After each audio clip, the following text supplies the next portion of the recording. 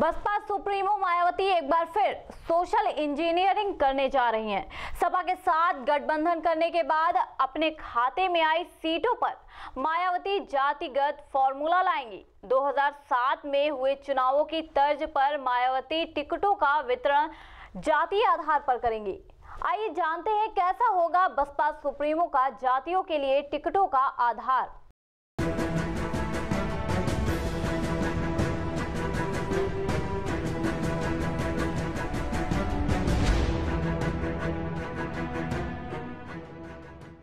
ब्राह्मण शंख बजाएगा, हाथी बढ़ता जाएगा, हाथी नहीं गणेश है, ब्रह्मा विष्णु महेश है। जी हाँ, इस तरह के नारे एक बार फिर से सुनने को मिल सकते हैं। बसपा एक बार फिर से सोशल इंजीनियरिंग करने जा रही है।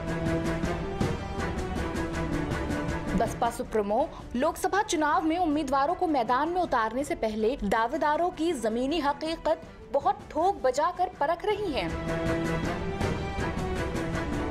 शायद यही वजह है कि प्रत्येक सीट पर कई दावेदारों के नाम पर मंथन चल रहा है। इसमें कुछ पुराने नाम हैं तो कुछ नए नामों पर भी विचार विमर्श हो रहा है। मायावती के इस फॉर्मूले से इस बार के दिग्गजों को मायूसी हाथ लगे तो कोई अचरज की बात नहीं। बसपा इस बार साल 2014 जैसी कोई गलती नहीं दोहराना चाहती है, इसलिए लोकसभा उम्मीदवारों के चयन में सीटों पर जातीय समीकरण का पूरा ध्यान रखा जा रहा है। सूत्रों की माने तो मायावती ने 9 से 10 सीटों पर ब्राह्मण, 11 से 12 एसटी और 8 से 9 सीटों पर मुस्लिम उम्मीदवार उतारने पर मंथन चल रहा है।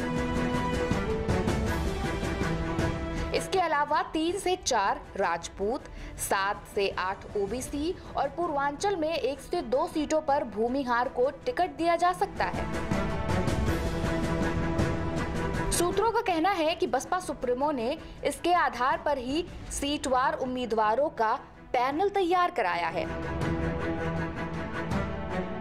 मायावती ने शुक्रवार को लखनऊ आने के बाद से उम्मीदवारों के नाम पर नए सिरे से मंथन शुरू किया है। मायावती के निर्देशन पर कुछ सीटों पर बसपा लोकसभा प्रभारी बनाए जाने की घोषणा शुरू हो गई थी, तो कुछ को तैयारियों के लिए कह दिया गया था।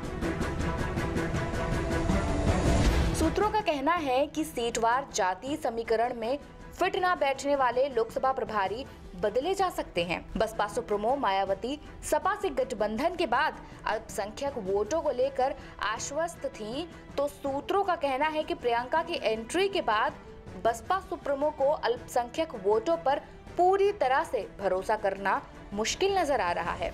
इसलिए सोशल इंजीनियरिंग के फॉर्मूले पर वर्ष 2007 का विधानसभा चुनाव जीतकर सत्ता में आई थी।